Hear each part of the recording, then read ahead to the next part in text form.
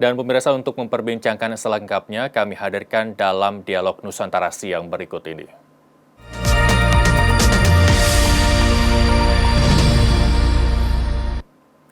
Sudah bergabung bersama kami melalui sambungan Zoom Ketua Panitia Arsotika Muria, Mas Sarjono. Selamat siang, Mas Sarjono. Selamat siang, Mas. Ya, Mas Sarjono, kita lihat bahwa tadi liputan bahwa Anda bersama teman-teman melakukan pelestarian alam dengan pagelaran seni dan budaya. Boleh dijelaskan secara lengkap apa yang dilakukan, terus kemudian apa tujuan dilakukannya pelestarian alam dengan pagelaran seni budaya ini, Mas? Iya, terima kasih. Begini, Mas Irsal, bagi kami para pegiat seni budaya di kawasan Muria, di lereng Muria, di Jepara, Kudus, dan Padi, ini kan melihat tanda-tanda yang tidak menguntungkan gitu bagi ekologi di Jepara khususnya, eksplorasi yang semakin mengkhawatirkan dan sebagainya itu, sehingga memicu kesadaran kami bersama untuk membuat sebuah gerakan bersama antar kabupaten yang kebetulan tiga-tiganya berada di lereng Gunung Muria. Nah, itulah yang mendasari kami melalui jalur seni dan budaya mengadakan satu kegiatan yang tujuannya memang bagaimana kita menyelamatkan, melestarikan apapun yang ada di Muria, bukan hanya seni budayanya, tetapi juga alam lingkungannya, keanekaragaman hayatinya dan sebagainya. Itu Mas Irsal kira-kira. Baik, Mas Sarjono, ketika Anda bersama teman-teman melakukan pelestarian alam, ini artinya alam sedang tidak baik-baik saja begitu ya. Bagaimana bisa menggambarkan situasi alam di daerah Jepara sana, Mas Sarjono? Sangat terasa ya, Mas. Jadi misalnya sekarang kalau musim hujan, kota yang biasanya tidak pernah banjir ini sudah mulai banjir. Kemudian kalau musim kemarau, sumur-sumur sudah banyak yang tidak keluar airnya lagi. Itu cukup mengkhawatirkan, Mas. Jadi ya melalui gerakan-gerakan semacam inilah kami mencoba menyadarkan masyarakat, mengajak bersama-sama masyarakat untuk ayolah kita kelola alam ini dengan bijak begitu. Baik, berarti potensi alam di wilayah sana cukup bisa diandalkan begitu ya untuk membuat masyarakat sekitar paling tidak untuk bertahan memenuhi kebutuhan hidupnya sehari-hari begitu, Mas Sarjono ya. Kalau bisa diinformasikan potensi alam apa saja yang bisa dimanfaatkan warga di wilayah sana, Mas? Begini, Mas. Jadi kalau yang terkait dengan gelaran Arsotika Muria yang ketiga ini, tentunya pilihan tempat ini menjadi pertimbangan awal ya. Baik. Jadi yang pertama jelas Desa Bate Alit ini posisinya memang berada di lereng Gunung Muria yang di wilayah Jepara. Kemudian salah satu desa wisata yang sudah di-SK-kan oleh Bupati, jadi ini menjadi pertimbangan juga. Kemudian potensi-potensi alam pertaniannya, hutannya, kemudian sumber-sumber airnya, itu masih banyak, hanya memang harus diwaspadai dan disadari dari awal untuk jangan sampai salah kelola begitu. Baik, kalau keragamannya juga masih banyak yang tumbuh di hutan-hutan Bate Alit. Baik. Kalau dilihat dari potensi pertanian, terus kemudian wilayah lereng Gunung Muria dan lain sebagainya, ini kalau bisa dikatakan komoditas yang mungkin bisa dihasilkan dari kondisi pertanian, terus kemudian lereng gunung dan lain sebagainya yang tadi Mas Sarjono sebutkan, apa yang bisa membanggakan atau mungkin ada komoditas khas wilayah sana yang mungkin bisa diinformasikan kepada seluruh wilayah di Indonesia bahwa Jepara punya komoditas khas begitu, Mas Sarjono? Kopi, Mas. Baik. Kopi. Ya, kalau di Bate Alit itu sebetulnya pusat dari kopi Muria awalnya, Mas. Sejak zaman Belanda itu memang daerah perkebunan kopi yang kemudian dikenal dengan kopi Muria. Nah, kalau sekarang ini kan banyak bermunculan kopi-kopi dari lereng Muria dengan mereknya masing-masing. Ada kopi Damar Wulan, ada kopi Rahtau dan sebagainya. Tetapi sebetulnya awalnya itu justru dari Desa Bate Alit. Kira-kira Baik. seperti itu. Baik, apa yang menjadi keunggulan kopi di daerah sana dengan kopi-kopi lain? Mungkin kalau bisa diinformasikan, ini kita bersaing antara daerah-daerah penghasil kopi yang mungkin juga bisa menjadi kebanggaan Indonesia, bukan hanya kopi dari luar saja begitu. Banyak kopi dari Indonesia sendiri yang mungkin banyak masyarakat belum mengetahui, Mas Sarjono. Ya, untuk daerah Batik Alit ini dikenal yang namanya kopi nangka. Oke, Kopi nangka itu ada aroma harumnya, secara alami, bukan baik. harum Bukan buatan. hasil olahan yang dicampur dengan buah nangka begitu ya? Bukan. Baik, Memang baik. kopinya belum ada harumnya. Baik, kita beralih ke filosofi tema yang diangkat pada pelestarian alam seni budaya di Muria, urup, urip, balik, belik begitu. Ini kan bahasa khas Jepara begitu Mas Sarjono ya. Mungkin banyak yang belum tahu artinya, boleh diinformasikan kepada kita apa yang terkandung dalam filosofi urup, urip, balik, belik ini Mas. Oke ya. Jadi begini Mas, huruf urip balik belik itu kalau orang Jawa, budaya Jawa saya pikir sudah cukup akrab lah untuk orang Ya, terutama Jawa Tengah ya, Mas, Jawa Tengah, betul. Jawa Timur. Huruf itu uh, hidup ya, jadi nyala api itu namanya urup, murup gitu. Kalau urip itu ya hidup kita ini ya, yang tentunya makhluk itu akan disebut hidup ketika dia masih bernapas gitu Mas. Jadi ada unsur udara. Kalau yang urup itu unsur api, kalau urip itu unsur udara. Kemudian balik itu kembali lah. Siapapun tahu lah kalau yang ada di dunia ini kembali pasti ke tanah. Maka kita ambil filosofi ke balik itu kembali artinya unsur tanah. Kemudian belik, nah ini yang mungkin agak khas dengan Jepara. Belik itu sumber air. Sumber air kalau di Jepara itu menyebutnya belik. Nah ini unsur air.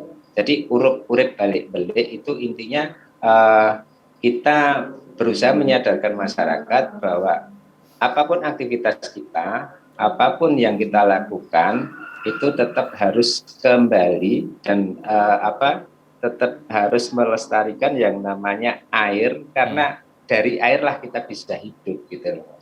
Kurang lebih seperti itulah. Baik, ini penting bagi para pendatang begitu ya. Kalau di dunia pendaki sudah paham bahwa ketika kita mendaki ke sebuah gunung, apalagi gunung yang merupakan sumber mata air, begitu harus menjaga kelestariannya agar pemanfaatannya bagi warga yang berada di bawah lereng gunung ini bisa tetap menjaga kebersihan, kejernihannya, begitu Mas Sarjono ya?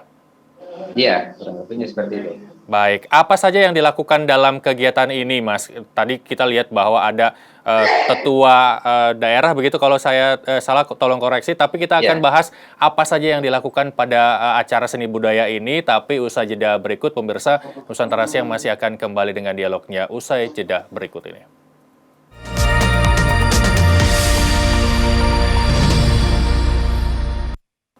Anda kembali bersama kami di Nusantara Siang, masih bersama Mas Sarjono, Ketua Pelaksana Acara Pelestarian Alam Seni Budaya di Jepara. Mas Sarjono, ketika tadi sebelum break saya mengatakan apa saja yang dilakukan ketika tadi ada tayangan bahwa ada mungkin tokoh setempat atau dan lain sebagainya melakukan ritual-ritual tertentu, apa yang bisa diinformasikan, Mas? Iya, terima kasih. Jadi yang tadi ditayangkan itu, Mas, itu sebetulnya kegiatan dari masyarakat desa di mana kami melakukan kegiatan itu mengembalikan satu batu peninggalan zaman dahulu kala yang beberapa tahun itu hilang. Kemudian dilacak, ketemu, dan akhirnya dikembalikan ke tempat awalnya. Itu kegiatan dari masyarakat desa sebetulnya. Kalau di Adsotikanya sendiri, kegiatan-kegiatan kesenian, pentas kesenian itu sifatnya hanya hiburan, Mas. Hanya hiburan bagi masyarakat. Yang lebih kami kedepankan adalah edukasi ke masyarakat, baik dari anak-anak, remaja, pemuda, sampai orang tua. Nah, itu kami breakdown menjadi beberapa sub-sub kegiatan yang menyentuh ke target tadi. Baik, ini acara sudah berlangsung rutin atau baru pertama kali dilaksanakan, Mas? Ini yang ketiga. Oh, ini yang ketiga. Iya. Baik. Yang pertama tahun 2019 itu di kawasan Kudus, Kabupaten Kudus. Yang kedua di Kabupaten Pati. Kemudian ini yang ketiga di Kabupaten Jepara. Baik, dari 3 daerah ini, apakah nanti mungkin perayaan yang keempat ada tempat berbeda lagi, dan apa yang mengindikasikan tempat ini cocok untuk dilaksanakan acara serupa, Mas Sarjono? Apa dasar pemilihan lokasinya? Jadi kita sudah ada kesepakatan di antara para penggagas itu untuk bergiliran kabupaten ya, giliran kabupaten. Jadi tahun depan mungkin kembali ke Kudus lagi. Nah, tentang tempat dan sebagainya nanti kita serahkan ke teman-teman di Kudus. Tentunya dengan kriteria di sana harus tempat yang memang butuh perhatian, dan memang layak untuk adakan kegiatan bersama begitu. Berarti level kelestariannya bisa dikatakan memprihatinkan begitu, sehingga gelaran ini harus dilaksanakan begitu, Mas Sarjono ya. Nah, bisa dibilang seperti itu, tetapi lebih pentingnya lagi adalah kalaupun belum memprihatinkan, maka kita harus bergerak sekarang, jangan menunggu kritis kan betul, Mas. Ya, bagaimana dengan tanggapan masyarakat terkait dilaksanakannya kegiatan ini? Kalau di wilayah ini kan mungkin bisa dikatakan pertama kali begitu ya, Mas. Kalau meskipun di beberapa tempat sudah pernah dilaksanakan, tapi masyarakat setempat saat ini baru mengetahui akan adanya ini. Bagaimana tanggapannya? Nah, ini yang sangat menggembirakan, Mas. Ternyata masyarakat di desa tempat kami melakukan kegiatan ini sangat luar biasa, antusias, guyup, rukun, bersama-sama dengan kami untuk melaksanakan kegiatan ini. Dari ibu-ibunya, dari ibu-ibu PKK, bapak-bapak, anak-anak, itu semuanya mendukung kegiatan ini dan terlibat secara aktif. Itu untuk masyarakat desanya. Belum sambutan dari teman-teman lain, dari pencinta alam, dari UMKM, dari Ekraf, semuanya kita kompak. Alhamdulillahnya seperti itu. Baik, ini kalau dilihat dari tayangan saat ini ada kirap yang dilakukan oleh rata-rata pemuda begitu ya, Mas Sarjono. Kita kaitkan dengan Hari Sumpah Pemuda 28 Oktober lalu. Bagaimana antusias para pemuda di sejumlah wilayah yang pernah dilakukan gelaran seni budaya ini dalam mengikuti kegiatan ini? Menurut pengamatan Anda selama 3 kali gelaran ini bagaimana? Selama 3 kali kegiatan kami, 3 tahun berturut-turut, memang motor utama yang bergerak di lapangan itu dari generasi muda, Mas, dari anak-anak muda. Kalau kami yang sudah usia tua ini ya hanya mengikuti aja dari belakang, konsep dan sebagainya. Tetapi lapangan jelas mereka yang paham dan yang menguasai. Baik, ini dapat arahan dari ketua panitianya untuk melibatkan para pemuda, atau justru mereka dengan sukarela kesadaran diri terlibat dalam kegiatan ini? Sebagian besar mereka bergabung dengan kesadaran sendiri, Mas. Baik. Ya, kebetulan yang terlibat itu kan ada komunitas cinta alam, ada komunitas pengolah sampah, itu dominasi anak-anak muda semua. Terus kemudian ada pagelaran seni. Kalau boleh diinformasikan dari wilayah Jepara sendiri ini, apa yang bisa diinformasikan kepada seluruh masyarakat Indonesia bahwa masih ada loh adat istiadat yang ada di Jepara dan wajib untuk dilestarikan?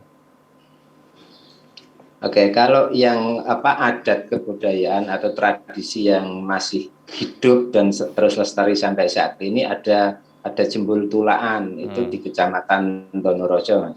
Kemudian ada perang obor, itu perang api,